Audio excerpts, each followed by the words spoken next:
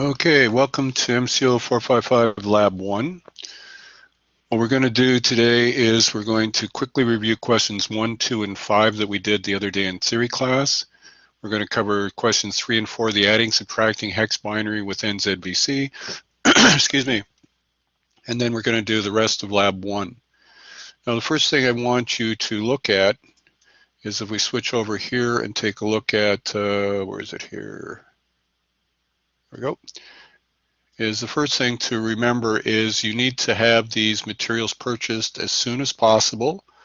And again, when you look here, we've got all these different things that you have to get, and you need to have at least the Freedom K64 by the end of next week or the start of the following week minimally, and we can deal with any kind of other issues as we go through.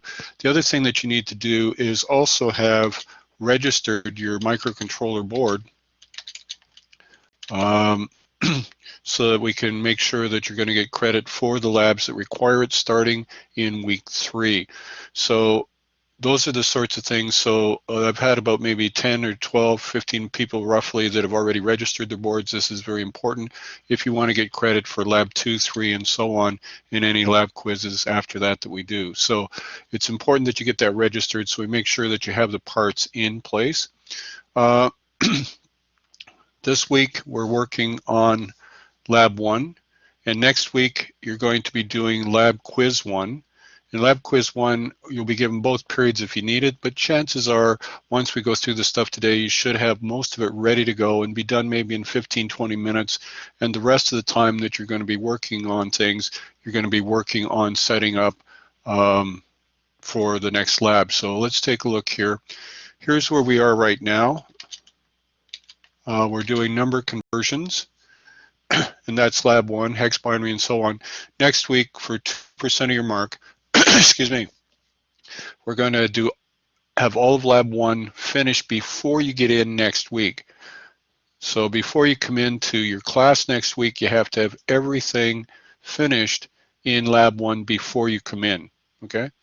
So once you've done that, and as I said, you don't have to have both periods to do it. You're going to be given both, but you should be in the second half of the period, because it shouldn't take too long, because you're just going to be comparing what you filled in as errors or circled errors on the labs to what's in the test. So A, B, C, D, it might say maybe you agree with part B. So you select B because those are the errors that it had there, and those line up with the ones that you've circled in your lab. Once you've got that done, you're going to prepare for Lab 2 by creating an embed account and doing all these things, and we'll look at that shortly, but that's what you're going to do. And then the following week, you're going to have a chapter quiz worth 2%, as well as a lab quiz based on the stuff that you're going to do in Lab 2. Now, look, you've seen what Lab 1 is like here. Let's just go back and take a look at what Lab 2 is going to be like. Let's make sure everybody's seeing what I'm seeing. Good. So Lab 2, it's got a thing where it says, here's a video. That's anything in pink is a video, and this is a link to where you go to actually create the embed account. So here's how you do it. There's where you go. Here's how to do it. That's where you get it. So all this stuff is pretty straightforward. Now what you're going to see here is something very akin to what you were doing in the last couple of semesters for PRG 1 and 2, console applications. You'll notice integer main void, very similar to what you've done, input equals get C standard in. So these are pretty basic things, except you've got now something called number sign include embed.h. So the programming is going to be hopefully very similar to what you've seen before. If we look down here, we can see something that's going to involve different types of programming. So while loop, which you guys really, I couldn't believe how many people when I did PRG 2 said, oh, I do everything with a for loop. You can't. So things like that, and also things such as where you've got function prototypes, function definitions, function calls. You guys have a little bit of problem with that. And actually, if you can get this one working before the end of this week, you'll be able to, put in numbers, and it'll say, I'm going to do the and or an exclusive or to check that chart on the last part of lab number 1. So the addendum basically is showing you week by week where the marks are, and the first evaluation is here. Now I sent out an email that said if you have accommodations, And those accommodations are for people that get extra time. So if you have that, make sure that comes in before next week, and then I can load that up, and so that you'll be given extra time on all your stuff that you're going to do.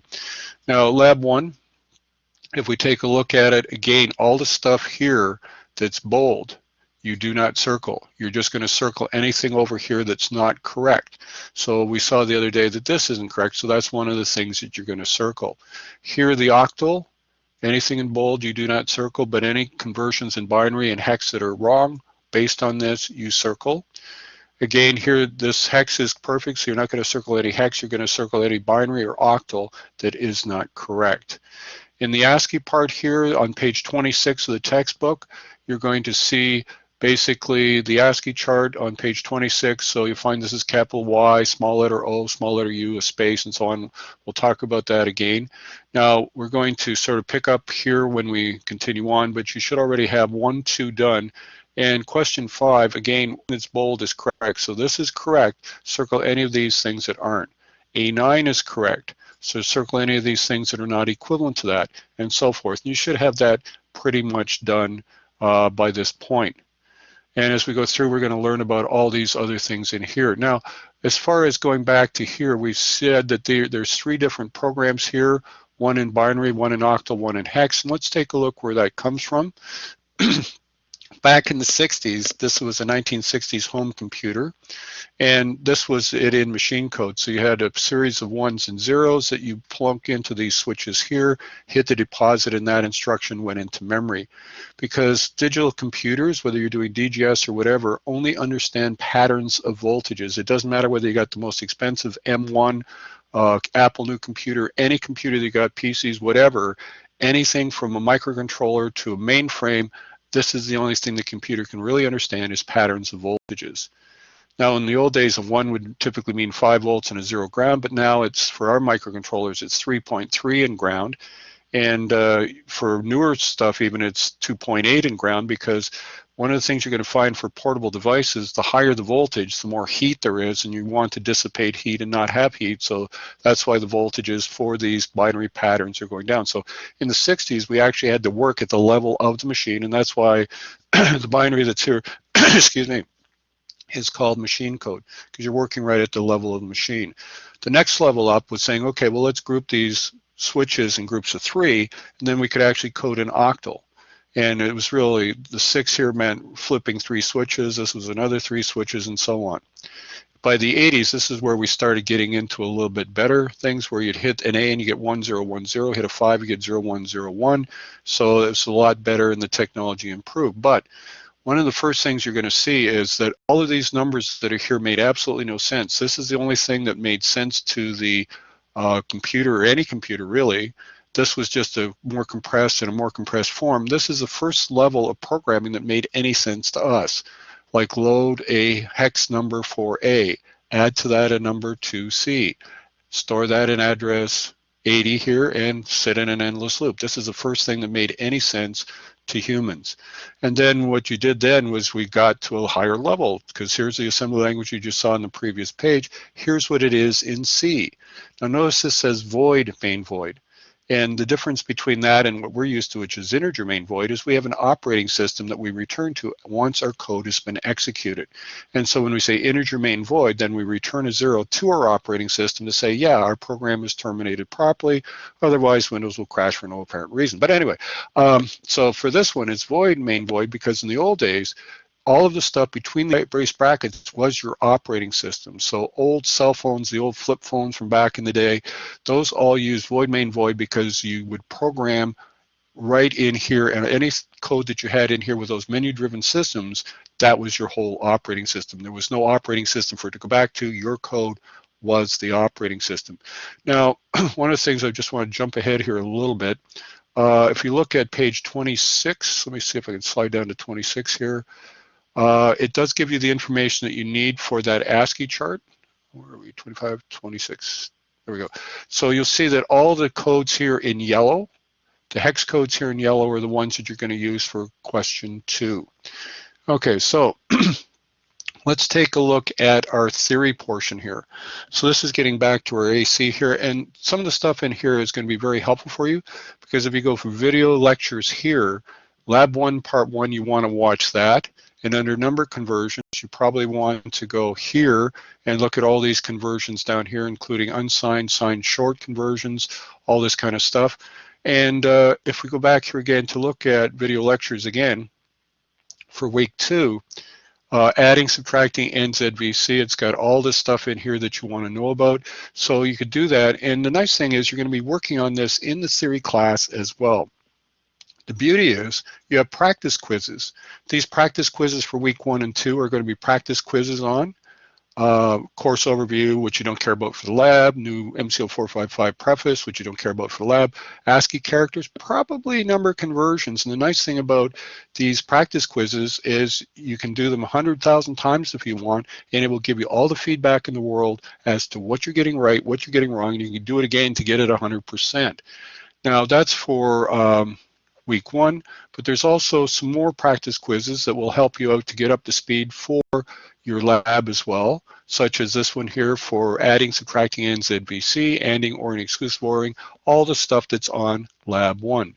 And these practice quizzes, even though they can have theory sections in as well, will be then for your chapter quizzes, because if we take a look at your addendum, one of the things you're going to find is that the practice quizzes don't count for anything, but your chapter quizzes, especially this one here that you're going to get in week 1, is going to be 2% in the theory class. Okay, so there's going to be a number of multiple choice true false questions in there.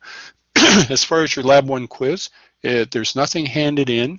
It's going to be just a multiple choice question online and true false, where it's going to say, is this the pattern of things that you got wrong on question 1A, or is this, or is this, or is this? And you pick the one that matches up with what you found wrong on question 1A. And then there's another question on 1B. Are these the pattern of things circled that wrong on 1B, and so forth. And that's basically what your quiz is going to be like for next week. So as I said, what you have here in your theory section is a lot of the same stuff being covered in the video lectures that will help you out, plus in the lab itself. When you take a look at the lab, anywhere you look here, you're going to find, where is it, find out about the ASCII chat. That is going to be a video. This is a YouTube video. This is a YouTube video. NZVC YouTube video. And if you want to just find out about the VBET itself, click here and you will find out about the VBET. So all the information is here. So what I'm going to do next is I'm going to switch over and sort of pick up where we left off the other day, just a quick review, and then get into Lab 1 so we can get an idea of where we're going with that. So let me just switch over to my iPad. There it is. Okay, so this is, as I said, you're not going to circle anything in the binary program. Let me just make sure you're getting that up on the screen. Good. So you're not going to circle anything that's bold in 1A, so you pick the pattern of things that are wrong in it. And if, just to remind you, this is one of the gimmies I gave you the other day. This one is definitely one of the things that you should see circled. So you're going to have to go through and say, okay, are all these conversions that are not bold, are they correct for octal and hex? And just basically circle those. So, and the pattern, what you're going to see on your quiz is it's going to have the same question coming up exactly like this, and it might have a number of things circled, like maybe it's got this circled, that circled, and you say, no, that's not it. That's part A, and then maybe part B would be saying something like, well, I've got this circled and something else, is it B? So that's the thing you're going to do, and just select whatever pattern of things you got wrong that matched up with what's on the test. So that's basically where it's going there. It's not that difficult, but it does make you do some work. Now again, if we look down here, again, the octal, you don't circle anything in the octal. It's either binary or hex that's not the same, that kind of stuff. I've got a bad cold, I do apologize. And in this case, the hex is all correct. You're going to just find out what's wrong with octal or binary and just circle those. And again, you're going to have a 1C where it's going to say 1C, is this it, or is this it, or is this a pattern of things that are wrong? And here we've got 59, as we said on page 26. You'll see that that's a capital letter Y, a 6F is a small letter O, small letter U, and a space, and so forth. And then on the other one, you're going to use it in the reverse thing where capital letter A is a 41. So it filled in a little bit just to give you an idea whether you're on the right track or not. So we're going to get back to question 3 and 4, but let's take a look at question 5 very quickly here. So again, the things bold are correct, like the 122, the A9, and so forth. Those are all correct. So on this line here, you're not going to do anything with, so this is correct. You just circle anything on that same line that's wrong. This is correct. You circle anything that's not the exact conversion of that on those lines. So this is pretty basic stuff. And again, you're going to compare it to something that's on a test that has a number of these things circled, and you have to pick the one that is exactly the pattern of stuff that you've circled. All right, so let's see, where are we at? So let's go back and take a look at this part here. And we're going to take a look at NZ, V, and C. Now we've done this very briefly, but let's take a look at it again. I'm going to AE plus CD. So let's go over here. Okay, let me clear that off. Okay, I should have cleared this off from before. Sorry about that.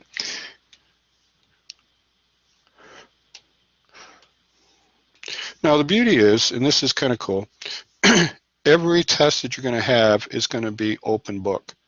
And that means I'm not going to come to your house and say, you know, can't use a calculator.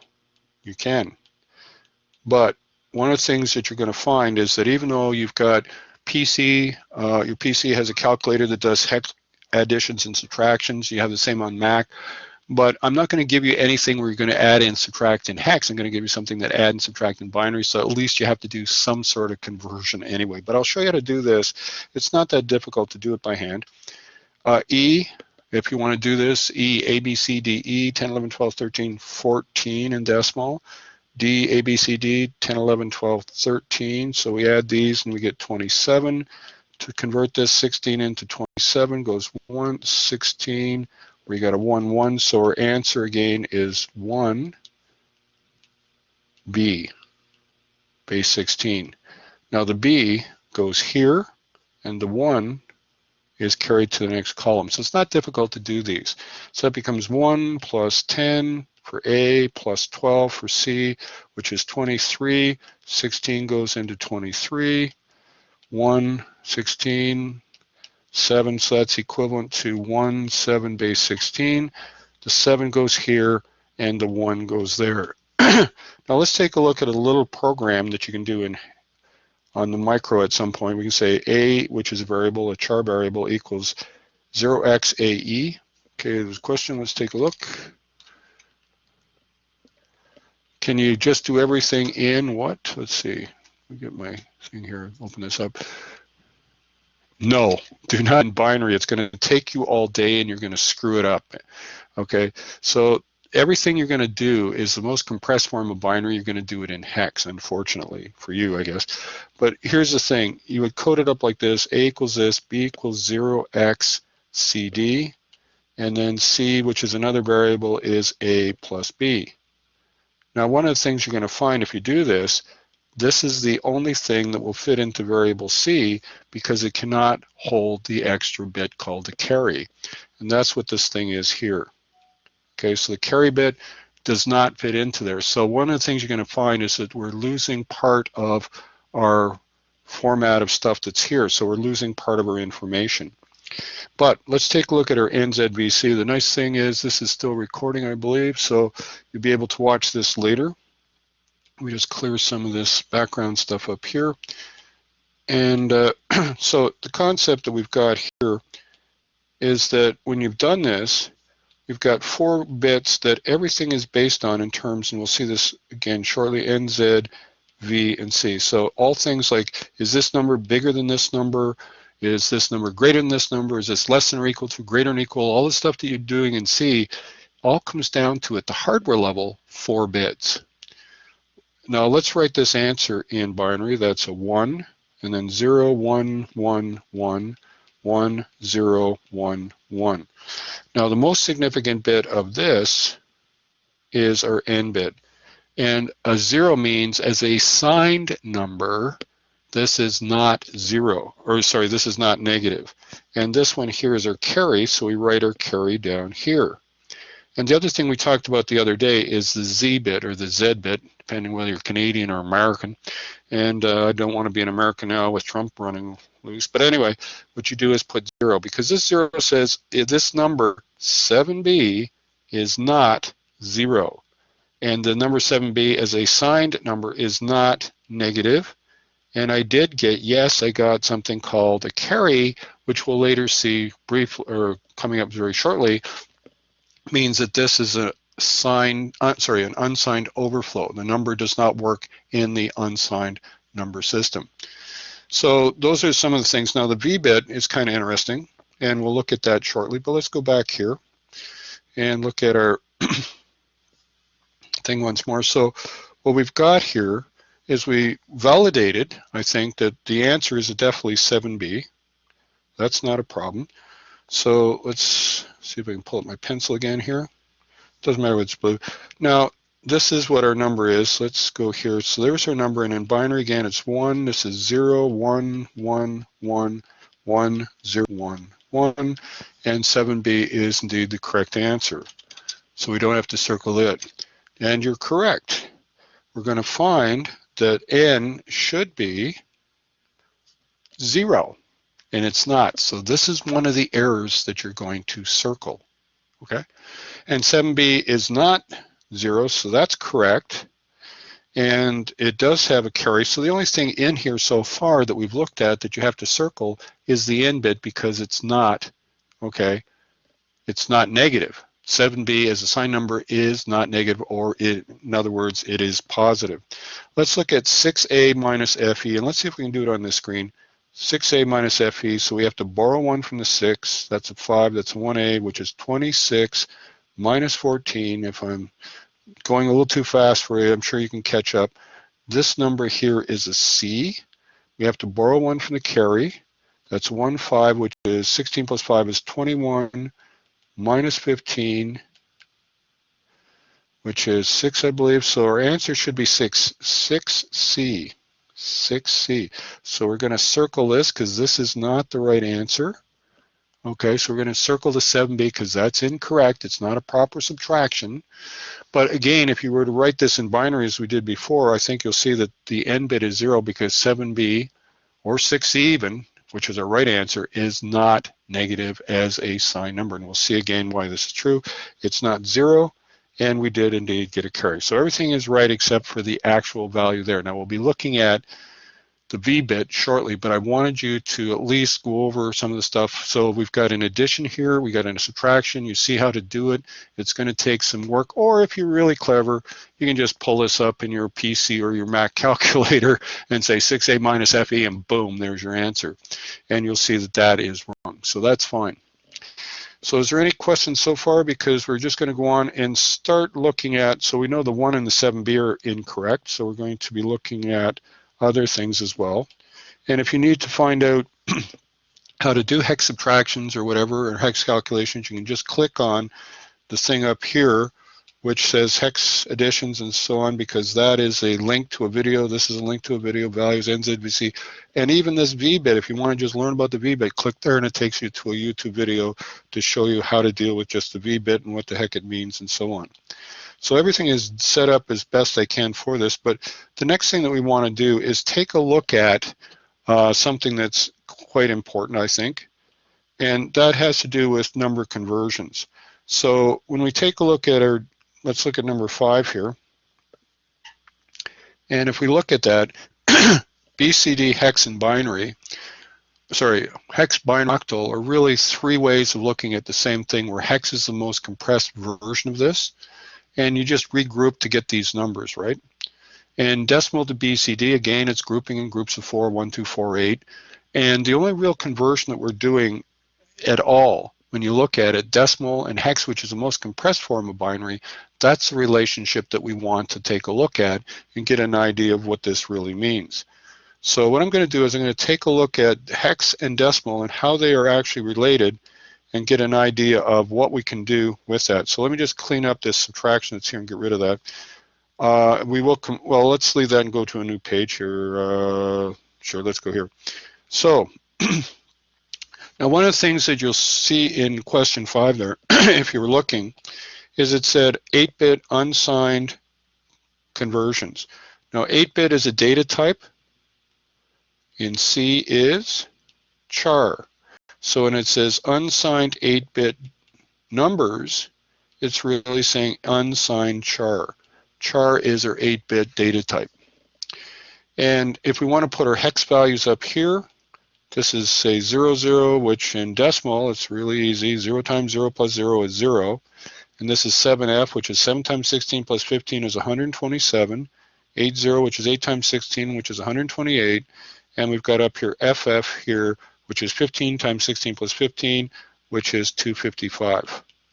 Now, of all of these numbers from 0 to 7F, all of these have the most significant bit 0. And the decimal numbers here are all positive. These ones here, because 7 is 0, 1, 1, 1, 1, 1, 1, 1. And 80, when you start there, that starts with a 1. So all these numbers from 80 to FF start with the most significant bit being 1. So these are all n equals 1. But again, the decimal numbers here are all happy positive numbers. So for unsigned char, all numbers are positive. Doesn't matter about positive, and n bit is ignored because it doesn't come into it. But that's different when we take a look at something called signed char. So there's our unsigned char. All numbers are considered positive and the n bit is ignored. But we've got another set of numbers called signed char, and you may have seen this back in PRG2. You should have covered it. I'm hoping you did. And they're different because this is minus 128. These again are hex. These are decimal. And this is minus 1. Now the numbers from 0, 0 to 7F are exactly the same as before. This is 0 to 127. Now these numbers here, let's just put a line through here, these are called signed char. And this is what you can declare in your C program, either have numbers, 8-bit numbers as signed or unsigned char. Notice these have n equals 0, and in n equals 0, these are all happy positive numbers, but here n equals 1 now means that these are negative numbers. So 8 zeros through FF, if you declare it to be signed char, are negative numbers in equivalent decimal. If it's signed char and it's 0, 0 to 7F, those are positive numbers. So n equals 1 says, yes, I'm negative. N equals 0 says, no, I'm not negative, I'm positive. But for unsigned char, it doesn't matter whether n equals 0 or n equals 1, they're all happy positive numbers and the n bit is not looked at all. So let's take a look at doing some simple conversions here like we did before. And let's take a look at something like 52 in hex. Now 52 in hex, 5 times 16 is 80 plus 2, that's 82. Here, 52, that's again 82 because the conversions for n equals 0, whether it's signed or unsigned, are exactly the same. 16 goes into 82, 5 with 2 remainders, so that all works. But what happens if you have a number like A2? This is 162. But this A2 over here sure is not 162, is it? Okay, so the 80 through FF have a meaning for unsigned and a different meaning for signed. And what you're going to find is this meaning here for unsigned to this meaning here is offset by 2 to the 8 or 256 places.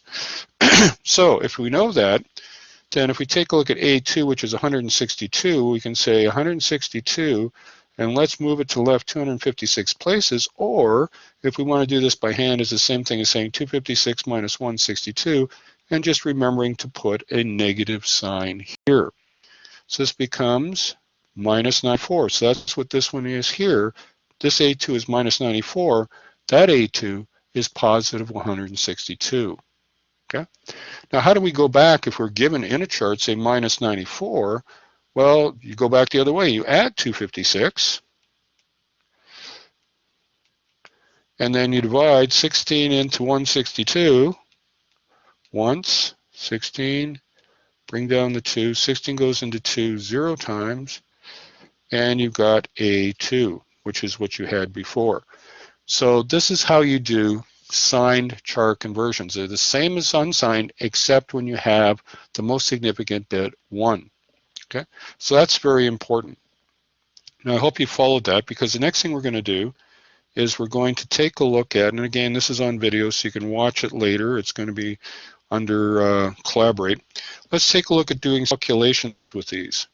For instance, if I do FF plus 1, that ends up being 0, 0 plus a carry. And what this means is this is an unsigned overflow. And we said, like, as we said before, A equals 0x FF, B equals 0x 01, and C equals A plus B. You're going to find that the C can only contain this, it cannot contain the carry. So part of our information is already going to be lost. But if you take a look at what this means in terms of our diagram here, that means I had all the money in the world, $255, I go get another dollar, and I end up with no money. And that's when C equals 1. This means that this is an unsigned overflow. It means that you cannot represent the value of that addition in the unsigned line. It goes over the bounds of the line. Also, we do something like a subtraction. Let's take a look at a subtraction such as 0.3 subtract 0.5. It ends up, I'll do it quickly for you, that's what it ends up being. And if you think about it, it means I go 3 units this way, and I go 5 units back this way, right? And I end up with FE. And so this is not correct. So anytime you add two numbers together and get an extra bit, such as two 8-bit numbers, which are char, and get a 9th bit, or you add two shorts together, which are two 16-bit numbers, and get a 17th bit, and so on. So if you add any two numbers together and get an extra bit or carry, that's an unsigned overflow. Now, if you subtract a larger number from a smaller number, typically that means you're going to get a negative, but you cannot represent a negative number on an unsigned line. So in both cases, this is an unsigned overflow, which means the result of the addition and subtraction you see here is not valid in the unsigned line. So that's all kind of neat. So let me just get rid of that. And let's take a look at a couple other quick calculations here. Let's do this one in red. Let's do 7F plus 1. If I say 7F plus 1, that's 80. And no carry. Look at that. Which means I've gone 7F plus 1, 80. I'm still in my number system. Perfect. Well, let's take a look at that calculation as it's interpreted here for signed. I had all the money in the world, $127, got another dollar, now I'm $128 in the hole. This is called a V equals 1 or signed overflow. So some calculations will work in one number system but not the other. Some work in both and neither. Because 7F, as we saw, was a positive, and we added a positive and we got a negative. How can that happen? And it shouldn't happen, should it? If I add two positives, I should get a positive. When I don't, I've gone past positive infinity, and that is a signed overflow. Also, we take a look at this calculation, 80 plus FF. When you do that, that's 7F plus a carry. So the carry is telling us that this calculation will not work in the unsigned line, but let's see what it means here for the signed line as well. I was as far in debt as I could go. I went another dollar in debt. Now I have all the money in the universe. I think this is a guy that probably works for Donald Trump doing his income tax. But anyway, the bottom line, that is a negative plus a negative, and I got a positive. So if you add two negatives, you should get a negative, and when you don't, that is a signed overflow. If you add two numbers of the same sign and get an opposite sign, that is a signed overflow. It's gone past your number system's ability to actually represent that number properly. Okay, so these are some things that you have to be aware of, signed and unsigned overflow. So if you add two positives and get a negative and two negatives get a positive, but what would happen if we took a positive plus a negative? Can we get a signed overflow? And the answer is no, because if you go positive, you go this way, and you go negative, you go that way, they cancel out. So this would be V equals 0. Also, if you add a positive plus a positive and get a positive, V is 0. If you add a negative plus a negative and get a negative, V is 0. So only this case here where you add two negatives and get a positive, or two positives and get a negative, do you have a signed overflow where V is equal to 1. So let's go back and see if we can apply that to our lab that we've got here. Now the easy way to look at is this one here in binary. So let's take a look at number B because it's the easiest one to look at. Let me just bring up my pen again. So this one here, most significant bit is a 1, which means this is a negative. And I'm adding a number that has most significant 1, which says I'm adding another negative. And what kind of result did I get? I got a negative. So V should be 0. Perfect. Nothing to circle here. Okay, so that's all fine and good, but then we got some subtractions. How do we apply this signed overflow or V bit here? And the concept is that what we do is we basically just change it into an addition. And let me show you how to do that. Now, for those people who like working in binary, they call this a 2's complement addition. We're not going to do that because it's so many steps and you're going to screw something up and the carry will always be backwards. So anyway, if we take a look at a decimal subtraction, 5 subtract 3, that can be written as 5 subtract positive 3, 5 plus negative 3. These are all the same, right? So if we want to take a subtraction such as this one and convert it to an addition, we just add the opposite value. Let's take a look at A here. So this number here is a positive, and we're subtracting this guy here, which is a negative. So if we were to change that into an addition, we rewrite that as a positive plus the opposite of a negative, which would be a positive plus a positive. So these two are the same. So it's a positive plus a positive. What kind of number did we get? We got a positive, so B is 0. Let's look at this guy over here. This one here is a negative. Subtract a positive, which should be the same thing as a negative plus a negative, isn't it? And a negative plus a negative, and our answer here is positive. So that one's okay. Does that make sense? I'm hoping so, because this is the hardest one. And as I said, you can click on any of those V bits on the previous page and it will take you through this. Okay, let's take a look at what the question was. So you're saying it's so good. Now there's sections in the book that go through NZBC in the introductory chapter in the book. And as I said, the book is free. It's online. It's a PDF. You can look at it anytime. Let's just get rid of this and see if we can go back and take a look to finish off the one on the previous page, because these ones are fairly straightforward. Whoops, keep forgetting. These are pretty straightforward because they're given in binary and you can see them. And so let's take a look at here. Let's see if we can work out the V bit for this first one, the first two. So AE, now if you remember, A starts with a 1. Right, 1, 0, 1, 0. So this one here is, whoops, better get my pen out. So this one here, AE, is a negative. CD starts 1, 1, 0, 1, so that's adding a negative. And our answer here was 7B, which is positive. So V should be 1, and it is, so we're all good. Now we remember that this answer here is wrong, so this is 6C, right? So we're going to circle this anyway. But this is a positive.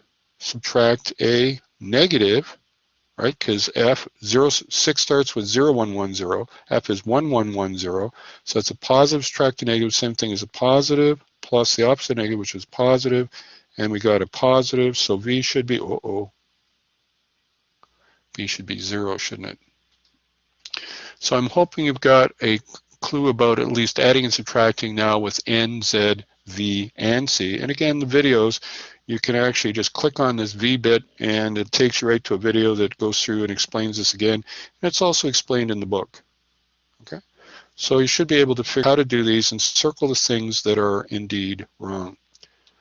Let's go to the last part here. So let's take a look here on this page. It says circle the following 8-bit sign conversions. Now, just to help you out a little bit with concepts at least, let's take a look here. If the binary has a 1, that means you should have a negative. So that's correct, at least as far as the negative and positive.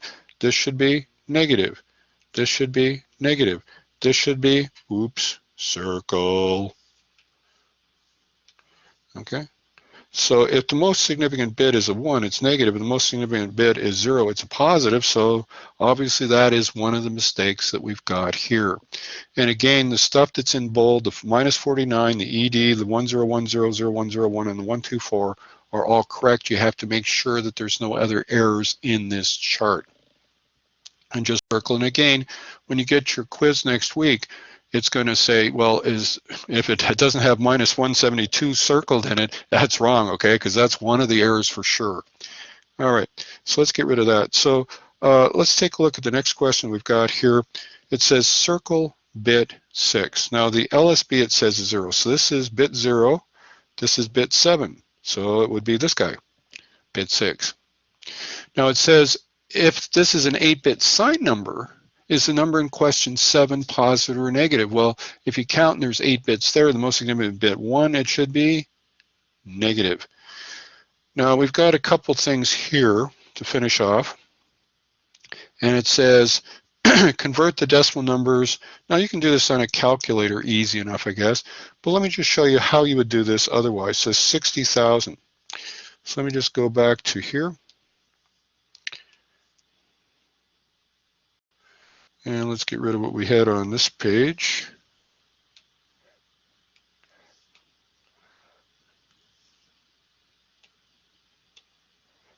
Okay, let's do a little cleanup there. So basically, 60,000. Now I think you'll see, remember that divide by 16 thing? So you would divide 16 into 60,000. There we go. So what you do is you divide it in, and so 16 goes into that 3, which is 48, which is going to be 12. Bring down the 0, 16. So you're going to end up getting a number here as a quotient, and down here at the bottom, you're going to get a remainder for this first division. Now what you're expecting is a 4-digit number, right? Well, this remainder that's here will be this digit for the first division. Now if you divide 16 into this quotient, whatever remainder of this will be this guy. And then whatever quotient you've got here left, 16 goes into that, the quotient that's left here will be here, and the remainder will be the other guy here. So it's not that difficult to do. It's just 3 divided by 16. You can verify this on a calculator. But what about something like minus 25,000, right? Well, you don't add 256 because that would be for char, wouldn't it? But because this is a short, which is 2 to the 16, 2 to the 16 is equal to 65,536. So you'd first do 65,536, you subtract this, get 63504, and do the divide by here, and you should end up with the appropriate number that's going to be somewhere around 8,000 or bigger. And that's how you figure these things out. If you did them by hand, or you can do them on your calculator. Let's get rid of this now and go back to that.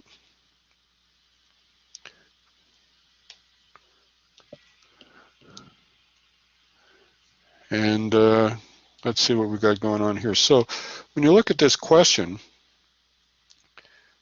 you know, 60,000 divide by 16, first remainder is the right digit, divide that quotient by 16, the next remainder is the next digit to the left of that, divide that by 16, that remainder is the next, and then the remaining quotient is your number. But then it says, is the 16-bit number 9a, which is 60,000, is it a signed or unsigned value? Well, let's take a look. The top diagram that you've got here is the unsigned short line, which is 16 bits, and the bottom one is a signed short line. And you can see the pattern 000 to 7FFF, 80000 to, you know, it's very similar, but there's more digits. Notice 60,000 only appears in the unsigned line because it's not available in the signed line because it only goes up to 32767, and you got 60,000. So it's only available in the unsigned line because it doesn't exist as a signed number.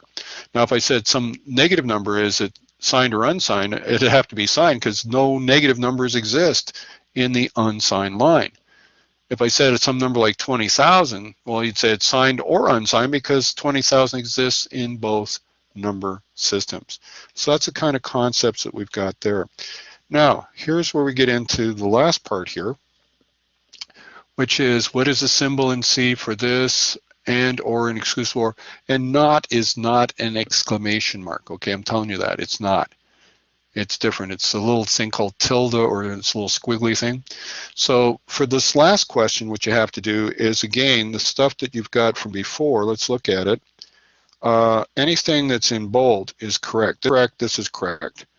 Now what it's really asking, if this number here is not the same as the AB, then circle it. Well, it is AB, so we're not going to circle that because that's fine. That's correct. The 0F, is this number here the same as 0F? And it is, so we don't circle that. Okay. Now, as it's saying is, okay, if you take AB and end it with 0F, is it going to be 0B? If it is, don't circle it. If it's not, circle it. And is that then the same as this as your AND in binary? Then if we OR these two, AB plus 0F, is this the number? And is that the same in binary? So you're just going to circle the ones that are wrong. Now, as I pointed out before, and whoops, let me just bring that up again because I want to clean that up for the next class. Oh, there's nothing there to clean up, I guess. So let me just switch over back to what we were looking at before, because there's some stuff here that will help you do that last question and make your life a little bit less of a challenge. So let's take a look back here and take a look at, where are we here? LAB1.pdf. Oh, wow, is that where I want to go? Oh, no, wrong one. Let's take a look at, do I have it up here? There we go. So this is Lab 2. Now this is what you're going to be working on next week, or week 3, and you're going to work on it after you finish your chapter or your Lab 1 quiz next week, 1 week today, with whatever time you're going to try and set up your embed account. You're going to install the serial driver. You got all sorts of videos, and one of the things you're going to be able to do is actually click on a link and load this right in to your embed compiler without having to do anything. Isn't that cool? And same thing here. So that's what your lab test is going to be like. And I'll give you information about how to do this yourself before we get going too far in this. But notice this program that's here, this last one. If you can get this working, it's going to take 3, input a number, input another number, just like that chart. And then what's it going to output? It's going to output the AND or an exclusive OR of those numbers. Isn't that cool? And it even, I think that's what it does. So this would help you out quite a bit in doing that last question in chapter 1. And these are console applications, okay? And they require you to have things set up properly. So setting up an embed account, a serial driver. Now to go over this just briefly so that if you want to work ahead a bit, the first thing you have to do when you get your Freedom K64 is you have to install the serial driver with the cable connected from your PC to your Freedom K64. It has to be connected. And then once you install the serial driver, you should go to Windows, go to Device here, and check to see what COM port has been assigned to the Freedom K64. And every time you take the cable out, the driver goes. Not the driver, but the COM port disappears. When you put it back in, the COM port reappears. So all that kind of stuff has to be done in sequence. So you're going to do the serial driver first, then you're going to set up PuTTY and do all this kind of stuff, and then you should be able to run console applications, okay? And just to point out where we were with that, where are we here? Addendum. So that's what we're talking about here. Once you finish the Lab 1 quiz, which isn't going to take you too long, you should be working on creating all of this other stuff here. Okay, so there's a question asked. Let's see. Okay, that's great. Now here's the thing. Let's take a look, because he was asking about this. Let's take a look at what we've got. What do we need in week 3? We definitely need, by the end of week 2, or it's at worst case start of week 3, we have to have the Freedom K64. The only other stuff you need from that kit is here, the angle sensor, better known as POT, or the temperature sensor. So as long as you have those in the first half of the course, in the first 6 weeks before the break, then you're good to go. Now here's the thing, as long as the temperature sensor comes in, because some people said the angle sensor, better known as POT, is not there. Now we can figure out a way to make it work, because let's take a look at your parts here, and I'll just show you a quick thing you can do for that particular part. Let's go back to announcements here. So one of the things you can do is in this list of things that you're supposed to get, you've got these things called buckled, unbuckled cable, okay? So this allows you to connect things up to your Freedom K64 through that thing. So here's the buckled cable. Let's go back. And let me just show you the other stuff. Here's your shield. Now, this is why parts from other things will not work. So this shield is an Arduino Uno based shield. It's got the pinouts for that, but this fits exactly onto your Freedom K64. And this is where you're going to plug in things such as your pot and your temperature sensor all get plugged into these connectors, and they use those cables. Now here's the beauty. That angle sensor that you got, if it's not available, let's take a look. Where was it here? Required materials. Let's take a look at your angle sensor and what it really looks like. Where did it go? There we go. So if we look at it, it's really just a pot, okay? That's all it is. It's a pot, and it's got 3 connectors, and then you connect it up to this cable and you plug it in, okay? So here's the deal. If you, worst case, if you can't get the angle sensor because it's on back order forever, you can take one of those extra cables that came with it on those unbuckled connectors, and you can actually solder that to a 10K pot and then have plug this in, and you're good to go if you can't get it. Now, if you get it, it's great because it's easy. Just plug it in, bang, bang, and away it goes. But we have a way of working that out. So as long as you have the temperature sensor by week 6, you're good to go. And then the other stuff, if you look at your addendum here, after the break week, that's when we start working with the LCD. That's when we start working with other stuff such as, and look at this, the Bluetooth, the Bluefruit UART friend. And this is really kind of cool. In this lab, what you're going to do, I haven't got it posted yet, Lab 8, but what you're going to do is you're going to use your cell phone on its Bluetooth to actually communicate with the Freedom K64 and control it. Isn't that cool? So those are the kinds of things that we're going to be doing over the semester, is working with this hardware. Now, as I said, the hardware that you've got in the Freedom K64, I don't know whether you've heard of Arduino before, but Arduino is really cool because it's got this thing called libraries, and there's about 8 different boards use the same libraries, and it's very easy to hook stuff up and whatever. But there's only 8 boards that do that, and most of them, except for one, are all 8-bit boards. Here's the thing with the Freedom K64. It's one of 160 plus different boards that are all 32-bit and work with the same library set. So whatever you learn on it will be applied to 150 or 160 other boards. So the programming is identical. And the beauty is between it, Mbed is only for people, or sorry, not Mbed, but Arduino is only for people that want to experiment. You can't really build and sell real applications, whereas all the stuff you're going to do in Mbed, you can. The libraries are open source and royalty free, so you can build apps and put them out there. Now you'll notice also we have something up here called IoT. So this programming course that we've got isn't just programming a microcontroller, it's also seeing how that microcontroller fits into a bigger thing where we've got Internet of Things, where we're communicating from chip to cloud, cloud back to chip, and getting all those concepts in our head so we know about things like transport layer security and how big data works, because some of the big companies out there, such as Amazon Web Services, IBM, all those guys are fighting for data in the cloud, communicating stuff to their cloud, analyze the data, and giving you back information for some of the big data stuff. So all this stuff is really not just learning how to program a microcontroller, but putting it into a larger context. Okay. Now let's just finish off here, if I can. As I said, the thing to remember in your lab section, if you go to your theory section, you should still be, just as a quick reminder here, you can go to these video lectures and these practice quizzes to help you out with the things that you need on Lab 1. So you can test yourself on practice quizzes such as for week 1, do you really understand number conversions? If you go back here to practice quizzes for week 2, can you really do adding and subtracting in NZVC? All that stuff is there. Okay. Could you hook me up with a list of URLs? What, for the parts? The parts are easy. The parts are right in the announcements. You just click here, announcements, boom. There's your parts list, and there's 3 different suppliers plus a 4th one, an extra one here for the Bluetooth or Bluefruit friend. Oh, okay, sorry. Well, if you're going to post that, you can do private chat, and that way it won't get out here.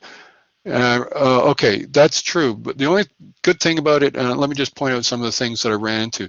Last semester, we pretty much dealt with DigiKey because Mouser didn't have a lot of stuff, and we had about 200 students, and they chewed up all the Freedom K64s and stuff. So this semester, it is annoying, believe me.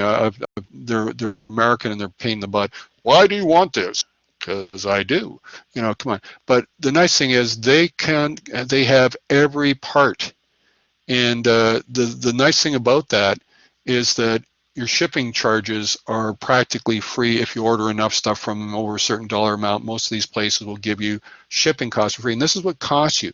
You could go out for a certain, like you get everything from here and then you have to go over here for one thing and they're going to charge you more than the part is worth for shipping costs.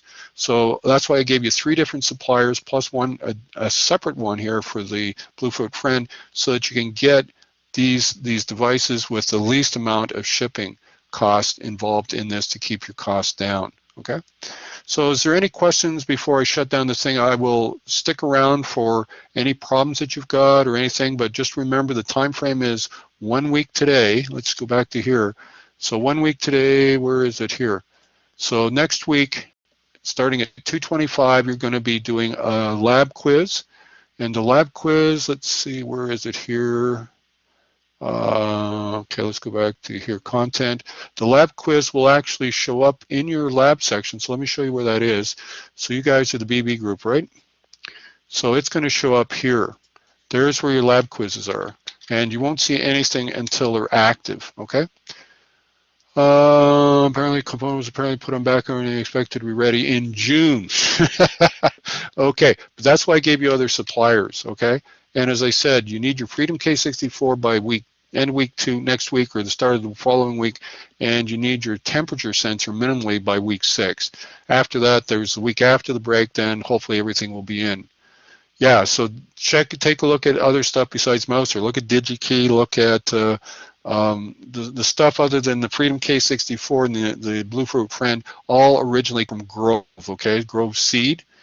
So, and the angle sensor, as I said, yeah, we can make up our own. So let's wait until we get there in case it happens to come in, or if it's available, it's a little cleaner, but you will have to do soldering to an existing one, and you do have the extra wires to actually plug that into the board. So we'll deal with that as we get closer. We're not handing in any labs. You're not handing anything in to me. What you're going to have is a quiz. So let me just show you here. Lab 1 questions. Lab 1 questions. You click here and you answer a bunch of questions based on what you circled in Lab 1. That's it. Okay? That's it. That's your whole lab. Nothing gets handed in. You're using your lab as a template to say, here's what I got wrong on 1A. Here's the things I circled. Now, do I find that in the list? Otherwise, I say none of the above for 1A question. Okay? That's all it is. So next week, what you're going to do is I'll be giving you a link about 20 minutes ahead. And then once it's available under here, right now, these are all ghosted. If you were to look here, there's nothing here. Because I'm the one that created this, you can see all the ones that are going to come up. But eventually this thing will pop out for you, and then you start it, and it's going to start at January 13th. Oh, it was last available. Oh, these are questions. I'm on the wrong one, sorry. Oh, January 13th. What's today? Whoops, that shouldn't be at 2:40. That can't be real. Let me just check here. Edit. I must have screwed that up somehow. Let's take a look. No, this is next week. So that should be, this is Tuesday, right? Wednesday, so it should be the 20th. And that should be the 20th and submit. Let's just make sure the other one set up. Good thing I checked, right? Lab 1 questions. Let's see, January 13th again, I better change that. Now, the one thing I want you to do just as I go through this is, that should be on the 20th, sorry about that, is to make sure that if you're an accommodated student, that means somebody that has gone through all the process and got documentation to say that you are a accommodated student, because that what I'll do is I'll add in anybody that's an accommodated student here. There's very few of those people, but I'll put in, you'll be able to get whatever amount of time that you were given in your accommodation letter. Okay, so that's it for me, I think. If there's no further questions, I'm going to shut off the recording. And if you guys want to stick around, I'll answer any questions. Otherwise, get to work.